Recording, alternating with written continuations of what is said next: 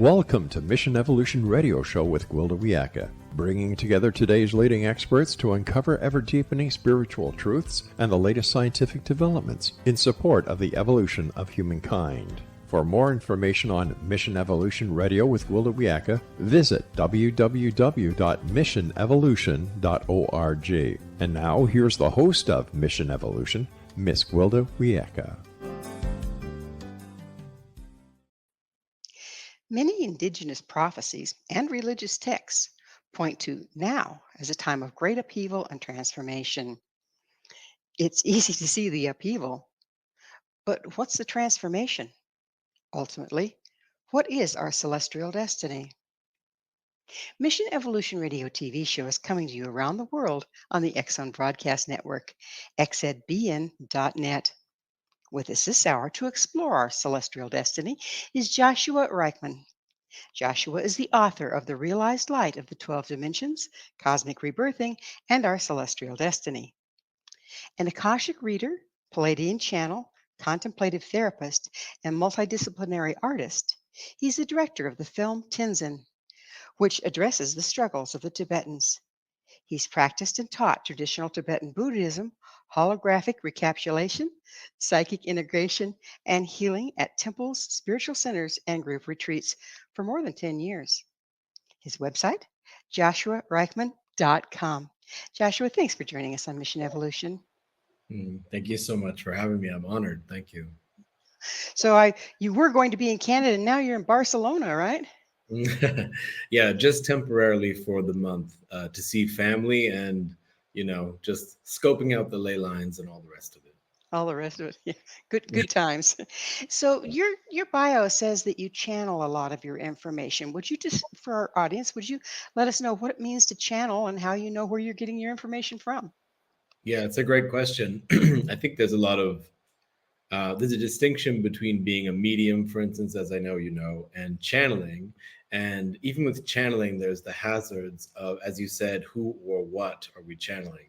So the preparation by which we have a purification process, I think, energetically, physically, and, even intellectually about how to understand, relate, and connect with not only a relationship to what it feels like with what's coming through, but to be very careful about what may step in front of something and pretend to be something else.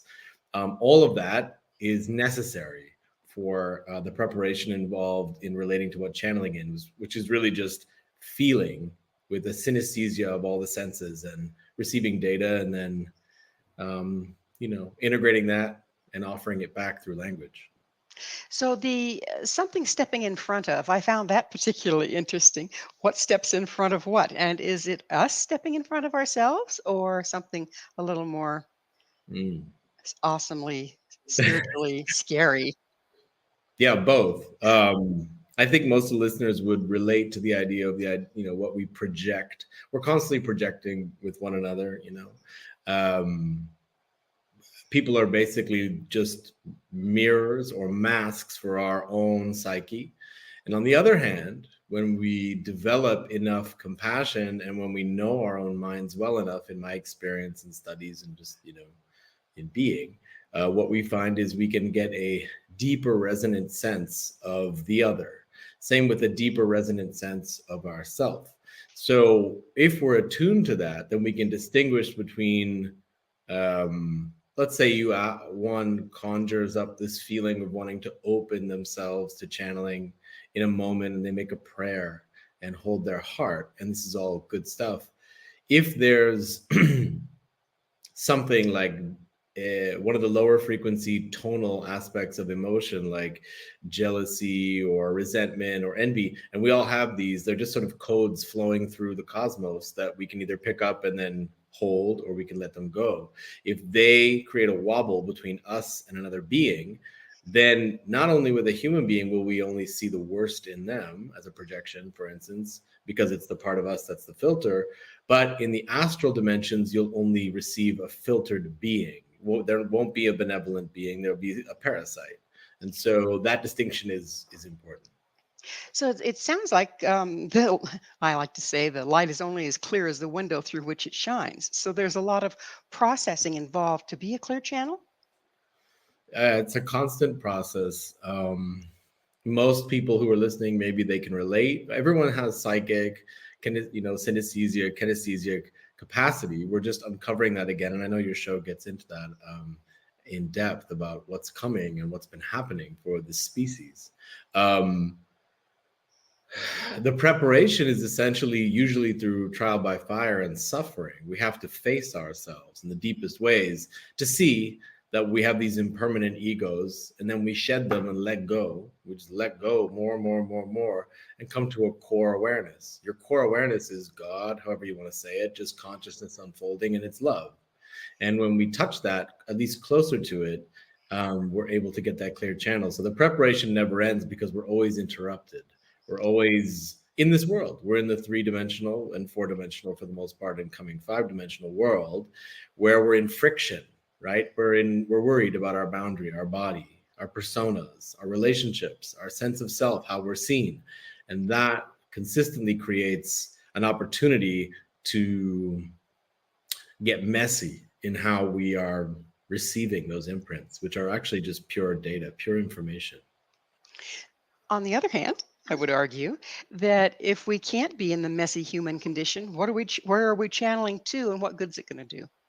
Yeah, I agree. I embrace this world full on. And I'm in the trenches and living my life. I have children and relationships, and I make mistakes, and I in process constantly with my own ego and needs and karma and desires and everything, all the way to anger, the whole deal. And we're doing it because we're human. We're doing this work because we have to actually fall back in love with human. And human has the full spectrum. Full spectrum human has all the emotions, all the range, So yes, I agree. So tell us a little bit more about the benevolent helpers versus demonic entities. Yeah, I mean, I feel like that conversation is so sacred that I'll just say this really quickly. As we have this conversation, every and any time it comes up, we are protected. Every time we spell that conversation into existence, we generate an energy by virtue of even creating the container for either one of those, or any of the beings.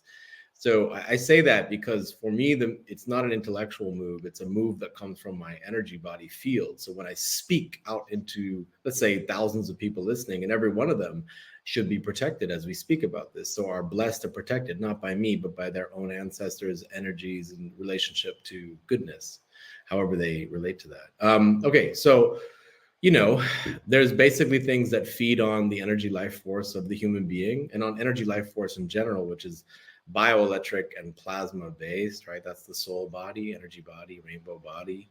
And it's life force, it's life. And life is sort of, as we know, like a toroidal spin. It's a self-spinning thing that through metaphysics comes into its own harmonious sort of synchronistic form.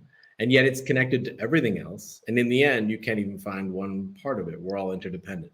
And I'm just saying that in that some beings have very low self-propelling energy. The propulsion of their own life force is very low. For instance, AI will have, as it becomes an algorithm that self-loops into what we would call intelligence, won't have a plasma body, therefore won't have chakras, won't have a connection to other dimensions of full breadth of consciousness. It won't have a feeling body. It'll have a synthetic low bandwidth. Parasitical beings that are only predatory are the same. They need life force because they have low energetic life force. Their chakras, their energy body has been shut down. So, as you know, many people out there know, and they have names for these things, there's a whole retinue of those beings, all the way, down to human beings who are, for the most part, at this point, spliced in and connected. And then you have other sociopaths, psychopaths, beings that are so self-centered, have such low level of love, such low level of empathy, compassion, and connection to earth and everything that they basically are just puppets at this point, And then you have parasites. I'll just end at this on the dark side. You basically just have everything from the size of a galaxy to a microscopic, subatomic amoeba that just needs to eat. It's a predatory cosmos, right?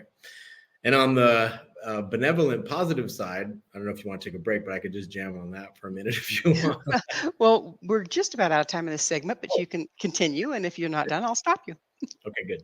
Yeah, the benevolent is, the good news, which is that not only is Earth as a seed planet, as she called, is radically protected.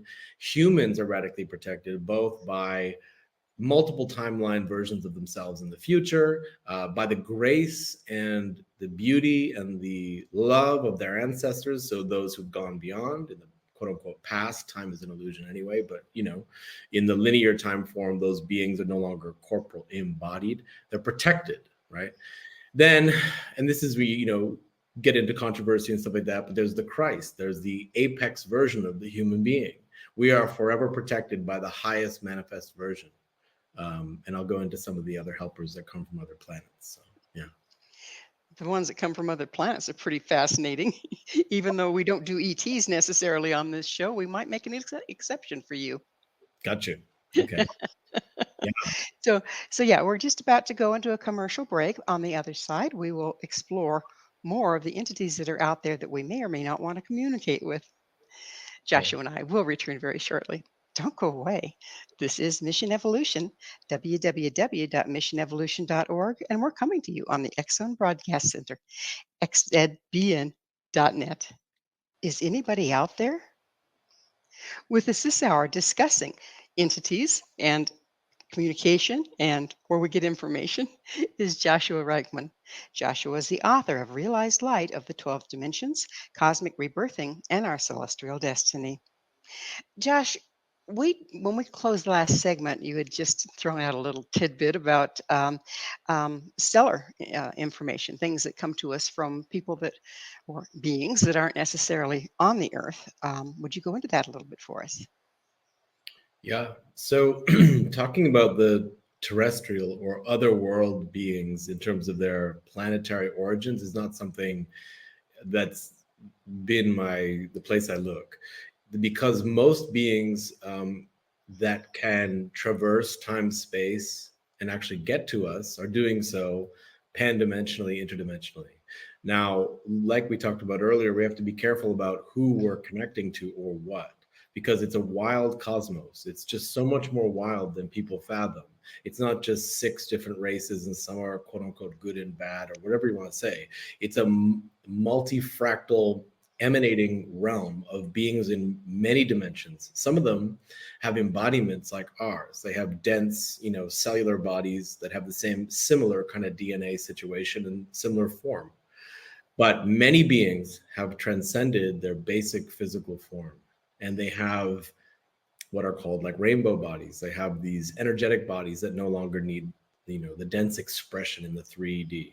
Yet they can emanate as something similar to us. But they come into this realm essentially through what we kind of understand as like wormholes, interdimensional spaces.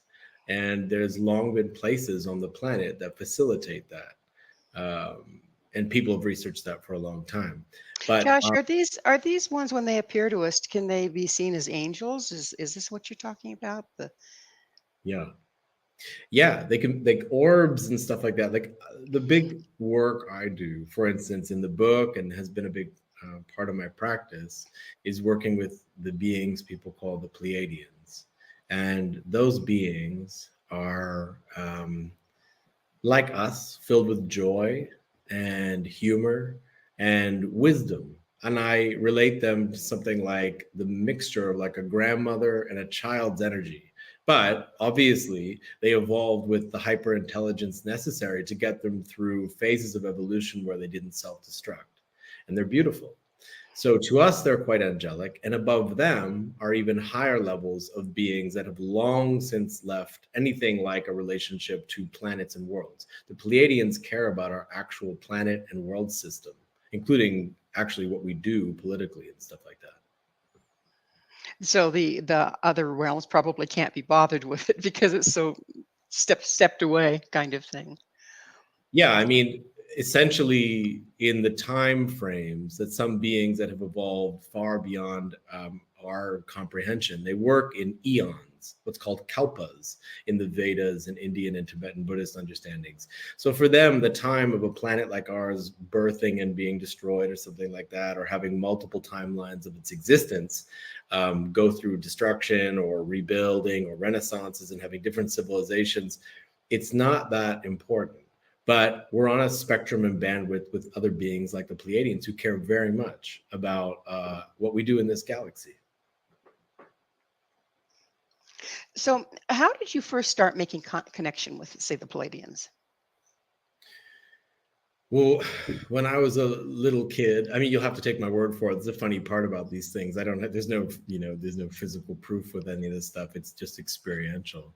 When I was a little kid, I was left alone in a crib at a babysitter's house. And I remember it distinctly. I read about this in the book.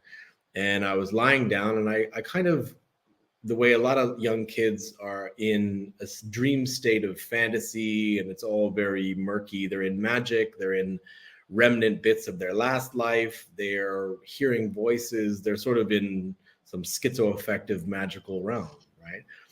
I came out of that and I clicked into my own self-aware consciousness. And it was like the same I have now. I didn't have the language I have now, but I was fully aware, and I was a baby in a crib. I was no longer underwater in the murky state that babies are in. I was awake. And as I woke up, there were orbs on the ceiling, different colors, rolling across the ceiling. They weren't lights, they were orbs. They were floating in the room, and they were small. And they were beautiful, and I felt so happy to see them. I was filled with love. I was filled with happiness and joy, and just like I didn't want them to go. And they were extremely familiar. They were as familiar as getting a hug from someone you love, the most person you love the most. And they were giving me all types of information, impression, and it was almost too much for me. And it was all love. And it was a deep amount of information, a tremendous amount. And as they faded away, I was extremely sad, deeply sad. That was the first time. Then I had my life, and lots of things happened, and spiritual growth, and just being a normal person. And at some point in all my meditations and channelings and work, I held my upper heart, and I felt a blue and green like light come into my heart. And I rose up above myself. And then I was in a sort of visual space, feeling space, with those they call the Pleiadians, who are just like a joyful mega bunch of beings who just they answer your questions instantaneously, the speed of thought. There's no delay. You have a thought, they answer it with a humorous, deep little teaching. That's been the relationship since. That's pretty amazing. So let's move on to, what is the role of destiny, good, evil, playing at this time? Destiny? Mm-hmm. Destiny, good, and evil. Well, the way I see it, and maybe you agree, and maybe people out there will relate, there is always choice. We are energy determining choosers. We are completely sovereign. Every single human being in the entire race of human beings on this planet and elsewhere. We are the coveted, most beautiful, amazing template.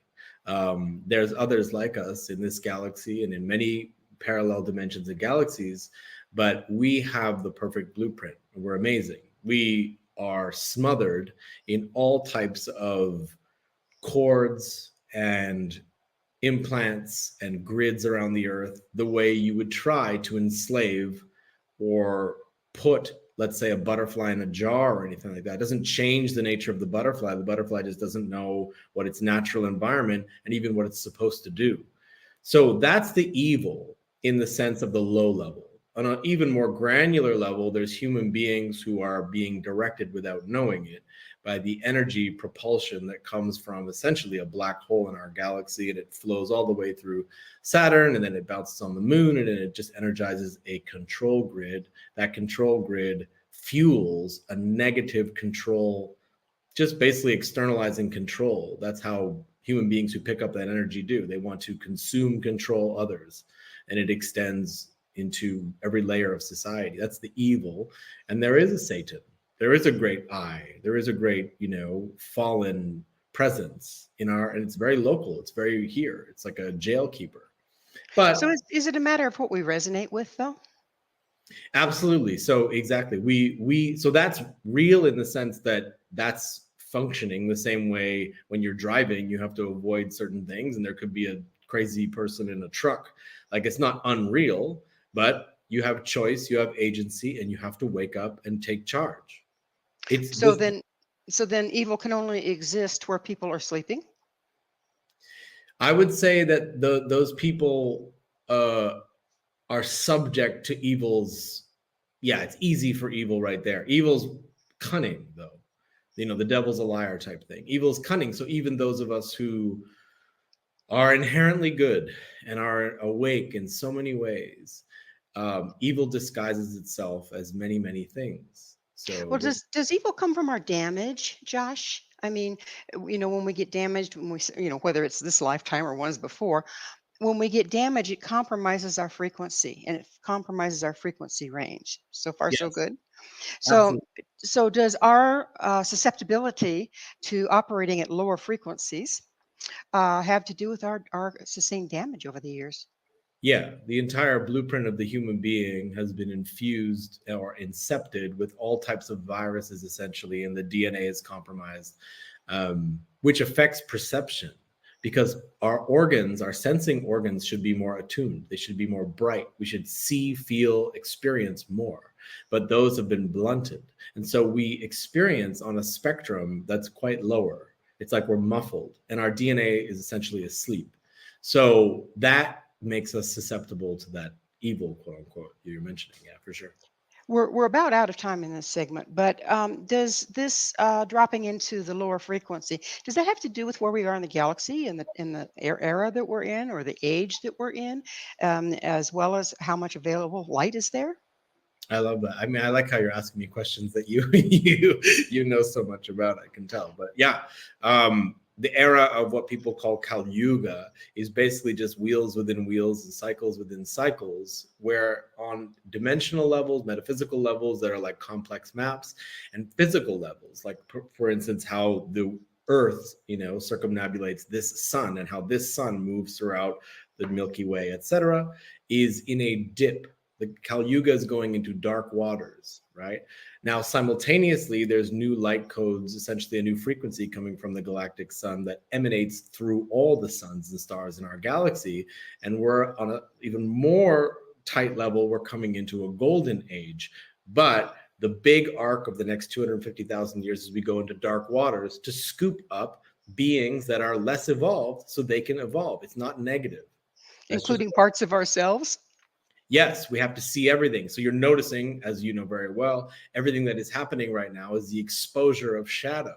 Shadows come up and you're seeing it. You're seeing everything now. So we know that. Well, it is time for that commercial break. Joshua and I will be right back to continue our discussion. So stay right there. This is Mission Evolution, www.missionevolution.org. Are we waking from a dream or falling into one? This is Mission Evolution, missionevolution.org. With us discussing a cosmic reawakening is Joshua Reichmann. His website, joshuareichmann.com. Joshua, you say humanity is undergoing a cosmic rebirth. Would you please explain? Yeah, I think it was, thanks. I think it's very much what we were just speaking about, which is that as these cycles and metaphysical wheels and layers of reality basically do their cyclical dance, which takes eons and kalpas of time beyond anything we can calculate, there are stages where we dip into lower frequencies, lower states, denser states, but there are beings there. There are states of existence there, and those include our own. So if you think of your body as a microcosm of everything, the lower chakras, lower aspects of the psyche, those are being exposed now. And as they do, there's energy unlocked. When you discover something about yourself, you get energy unlocked. You go, oh my gosh. And then this big burst of joy actually usually follows the trauma and the drama of facing reality. And that's what's happening for humanity right now. But it's very fast and it's speeding up so much that we're being psychophysiologically, energetically shifted. Any part of a shift will beget a shift in another part. If your body changes, your mind, mood, experience changes. If your mind, perception, mood changes, the body changes. We're no different, right? So as that happens, we're unlocking these staircases within the ladder of the DNA, which is like actual access to dimensional frequencies and light pattern frequencies and the data within that, all the information from beings that have recorded, quote unquote, and received their own relationship to that light pattern. So we're connecting to our family of conscious beings now. That's why you and I and everyone out there is a little more psychic than they were yesterday. But we're blunting it. We don't like it. It feels weird. We're questioning it. We're trying to pin it on synchronicity, or we're denying it, or we're trying to inject things to stop it, whatever. But it's happening. And as it happens, we're coming into concert with greater connection to love in the end. But we're scared. We're evolving. It's a scary process. So, if I understand this right, the DNA is activated by heretofore absent light. We're moving into a time where there's more light available. Is that what you're saying? And the DNA is being activated now by a greater bandwidth of light. Yeah, and light and how we understand sound, which is actually form. And, people are really interested in this these days, and it's starting to really take off, how form, light, and the basic geometry of how form and light and vibration, which is just movement and the bouncing between distinct objects of light, creates different spatial orientation.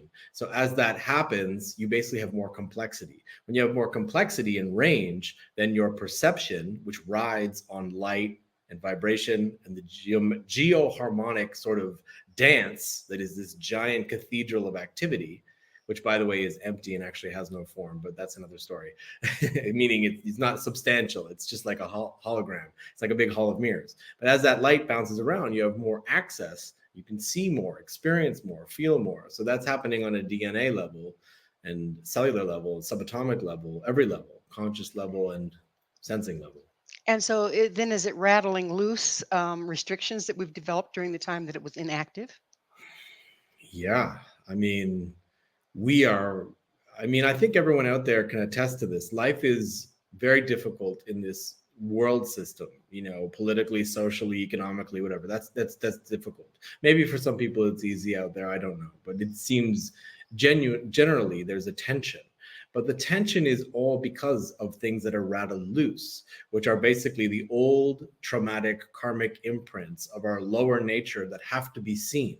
They have to be seen to unlock the energy in them. They're like locked up little batteries. If you see the truth, you see the history of humanity, you unlock more consciousness, and then you also unlock more powers. You also mentioned that there's light and there's sound. Aren't they just the same thing on a continuum? Sound is a lower frequency than light, and light is a lower frequency than, say, radiation. Yeah, absolutely. And just as you said, there's the spectral range of light, and then there's different frequencies of sound, and they meet up. And they also meet up in both, as we know, through the modern physics, and where regular sort of consensus physics got, and then physics that was hidden, is being exposed. We understand that those things meet up on a particle level and also on an energetic wave level. There's no distinction there. Yeah. Has the rebirth of humanity been foretold, and if so, by whom? Oh my gosh. Yeah. The keepers of the human story left what in Tibetan Buddhism, there's something called a torma. And there's something called a terma. Torma is a little different. Torma is like a little offering cake. A terma is like a hidden gem you put in the mountains because people aren't ready. And it has a mantra and it has directions for how to see your own mind and the nature of reality. People will go in the Himalayas and hide them in caves. If you discover a terma, that means you were ready / the person being the Buddha that put it there 1,000 years ago knew precisely when a good time to have that information, that spiritual information to detonate would be. The world is filled with termas. Termas come in human form. They come in political movements. They come through animal song. They come through many, many forms and technologies that, as you said earlier, shake loose reality and open us up. So the great gatekeepers of time, like Thoth and Hermes and all these, was the same being, and way preceding them, beings we can't even really articulate, like people do the Enlil and Enki thing, but beyond that, were super cosmic minds that they saw the entirety of the human project. And it's not that we still have free will. We always have choice, but there were signposts left to guide us in many, many directions. And I find, a lot of the Native American have had prophecies that are actually coming to fruition right now, as well as the Mayans, who were greatly misunderstood. But they talk to the white sun. Well, I'm looking out there; it's pretty white. So Right. there's a lot of little breadcrumbs, isn't there, to let us know what's going on? Yeah, every human indigenous culture knows that right now is incredibly important. It's the nexus of time. It's the end, as you know, of the Toltec Bactun. The last age that was recorded in a calendar is between 2012 and 2024 or something like that. And that's the end. And then there's the new sun, time of the sixth sun, and all these kind of things. And the quality of light changes so much that there's no way to record human history anymore because we aren't what we were. And the Great Fire and all the things that people foretold is here. But is it going to look the way people think in a Mad Max cartoon version? It's not. You're safe. You're going to be okay. I don't come with a message of fire and brimstone, run to the hills and get your weapons. I already tried that. And the truth is, what you realize is that, just as you said earlier, your own perception will guide you into frequencies and timelines on this very earth that protect us from the most acute suffering. But it's up to you. It's up to you to feel that love and follow your intuition and your inner guidance and your new capacities. Feel. That's it. That's what my Cherokee elder said the day before he died, before the pandemic began. Can I say that word? And and he said that he died. He checked out right before it happened. And the last thing he said to me, as he did, he said, "Don't stop feeling," because that's what they do. They want us to stop feeling. Well, our heart tells us something our mind cannot. Yes. Yeah, absolutely. Speaking of mind, tell us a little bit about the mind stream. Thank you. I make distinctions in the book between just what you said, which is the innate knowing of the heart. And it's a cliche, but it's true. The heart, when activated, if anyone out there has had their heart activated, truly activated, it never turns off. It's not the same as being sentimental. It's not the same as just having empathy or pity or sympathy. It's that you have deep cosmic compassion for all living beings, but it's no BS. What one wants from that heart beam that comes out of us, once that's activated, is you want people to wake up. You want people to see reality, see through the veil, socially, culturally, worldly, but also how this realm comes to be. You want them to wake up and evolve and become enlightened or whatever. And the mind stream is our ability to cognize and use information to create forms and holograms in our mind to track how to navigate the form realm. And so your mind stream is like you and I are having a mind stream centric conversation right now and using sounds and syllables and sort of emanating things. But we could also have a heart conversation, but it's hard on TV to do that with the time constraints. So they're different. So, when you mention compassion, what comes to mind for me, and I've experienced it, I'm sure you have, is as we drop into that place of compassion, it's very painful because of what's been allowed to happen with the children, with the animals, with the planet itself. It's you drop into compassion, you look around, and it's like, oh, it hurts. And don't a lot of people then just bounce right back out of there because it's too painful? Mm-hmm. Absolutely. It's called the knots. Our heart is knotted up. It gets knotted in the womb. We come in with that. Some people not. Some people come in with a blown open heart center, and it's very hard to live in this world. But don't confuse the heart with the solar plex, the feeling space. People drop into their feeling place and they go, I can't stand the feelings of this world, because they're looking and experiencing in their feeling body. It's a solar body. It's a light body. It goes, oh, this is too much. I want to contract.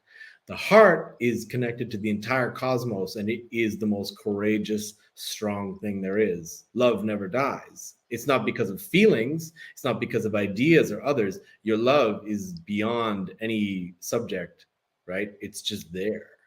Well, we're going to have to take yet another station break. Please stay with us as Joshua and I continue to explore the realized light of the 12 dimensions. This is Mission Evolution, www.missionevolution.org. Is our DNA changing? If so, what are we morphing into? This is Mission Evolution, missionevolution.org. We're continuing our discussion with Joshua Reichmann. His website, joshuareichmann.com. Joshua, how are the cosmic shifts stimulating our DNA and Kundalini energies?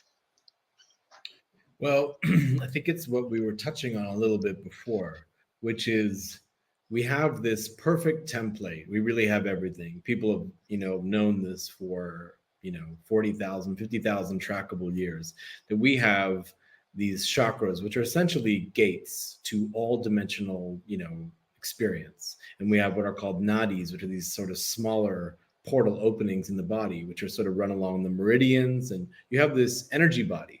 Basically, it's sort of like overlaid or underlaid in the gross material body, where you have all the circuitry of just being a human. You have blood and bioelectric movement through the cells and the mitochondria, and you have life. But the subtle fields are getting expanded and extending out, and we have more energy. The purpose and the point of all the things we were talking about, which is basically that as the shadow is exposed in a psychic level, our psychic lives as human beings, and as that DNA is spiraled and actually more quickly, it's actually activating in movement more quickly, not only in capacity where there's more of the proteins that actually connect to one another and all those physical aspects, but it's actually moving more quickly. Everything is moving more quickly. This cosmos, or this galaxy alone, let's just say this universe, just in this level, is expanding, and so are we. Why would we be different? If things are expanding, why would we be not subject to that expansion? So we are. So we have more consciousness, more experience, more perception. And this is what you mentioned earlier. The quality of light is pushing that, is moving that, is making it happen. So I'm not sure if that got to it. There's a lot more about DNA, but yeah. Yeah, DNA is a very deep subject. Yeah. How much more? One thing that's been coming to mind for me, mind, there you go, is that we've just about reached our capacity to understand the reality that's coming at us with the way we think right now, with our brains right now, with our sensory systems right now. Do they indeed need to morph and change in order to keep up with that rapid movement you're talking about? Absolutely. The way you and I are speaking now in linear, Arabic alphabet glyphs, that have all this mutated syntax and all this social conditioning in it, and there's such deep armors and things between you and I actually connecting. Is what will happen next is that using our organs in the way we have before will be very taxing once we're in contact with how to subtly transmit and receive energetic imprints. So what I do, and people can check this out if they want to work with me, is I help people remember or come back into contact with the Akashic records and their ability to channel. But really all that is deeper levels of feeling, trusting, knowing, intuiting.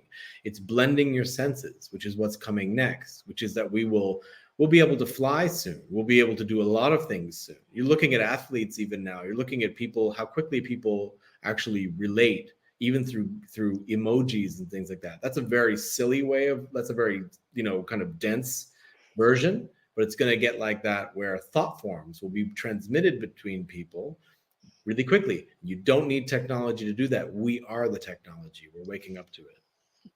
It looks like we have some exciting times coming, right? I think so. So, Josh, it's about that time in the show, and I get to ask you, what's your mission? Oh, it's a great question.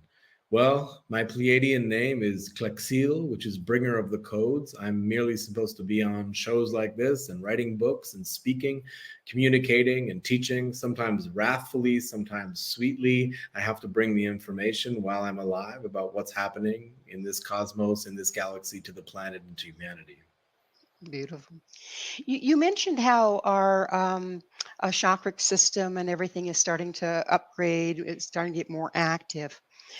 Do you find, or do you believe that just our physical presence as we're moving through this evolutionary time, if you will, if as we're personally evolving? Is there a communication that goes on with people just because we're there? Absolutely. Direct transmission. We don't need to talk necessarily. The process of an energy body awakening and being in proximity with one another, you can create monads and groups, and you can channel and connect, and you can heal the earth.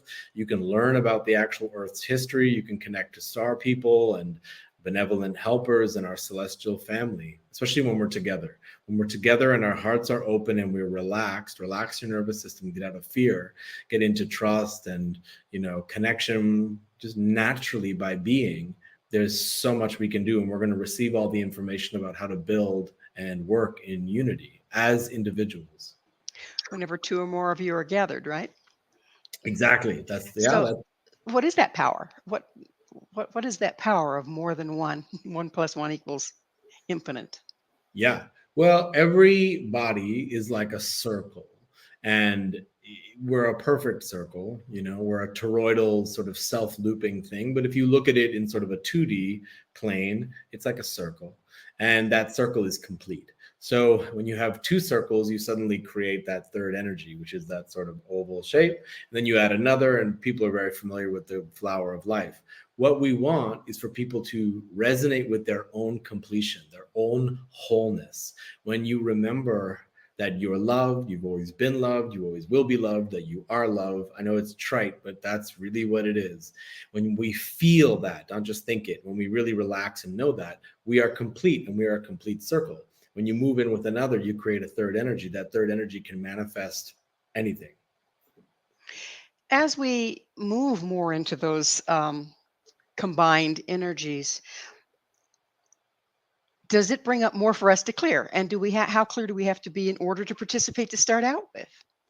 Yeah, I'll be really honest. I have an awakened psychic partner, and I've had a partnership before that with someone who both happen to be female, love and relationship. And if our 3D needs and tensions and daily stuff gets in the way, and we're already linked on a spiritual, psychic, multidimensional, multi-life level, then we are in for fast, painful clearing. People call that twin flame, whatever.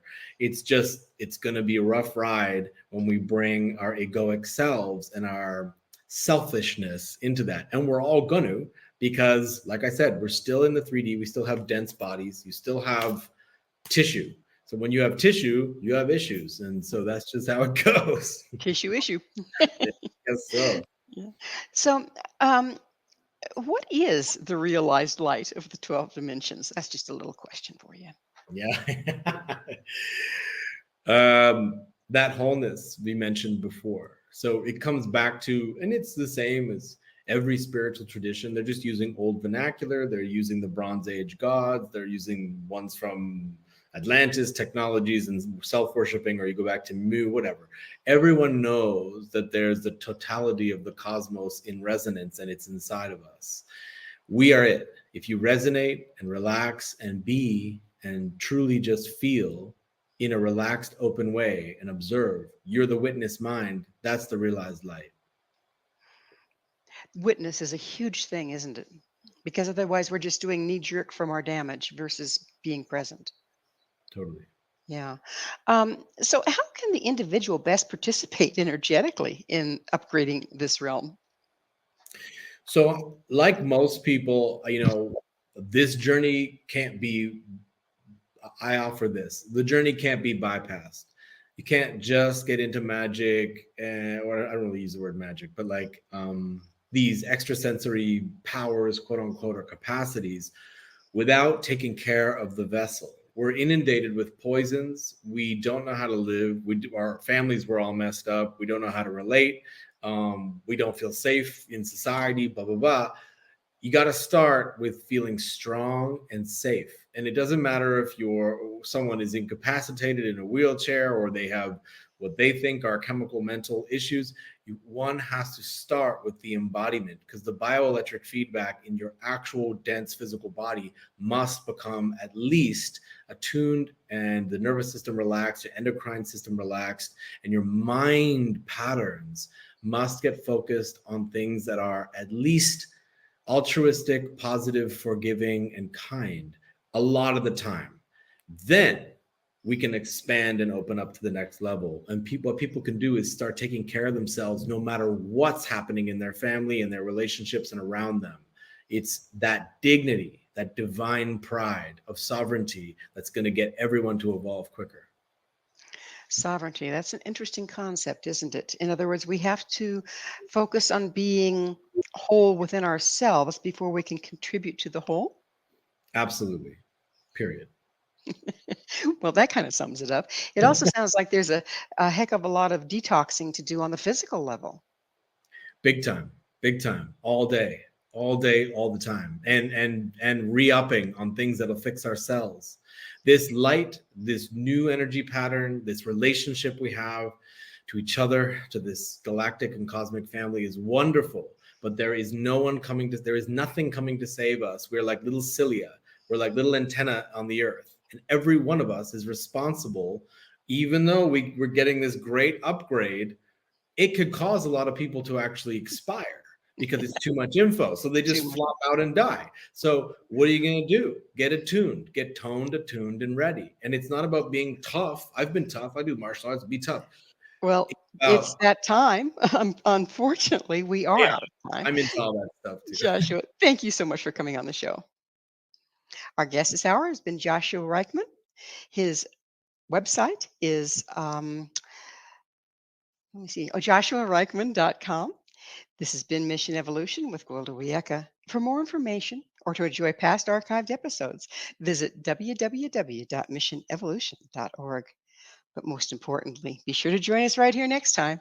This mission will continue, bringing information, resources, and support to a rapidly evolving world.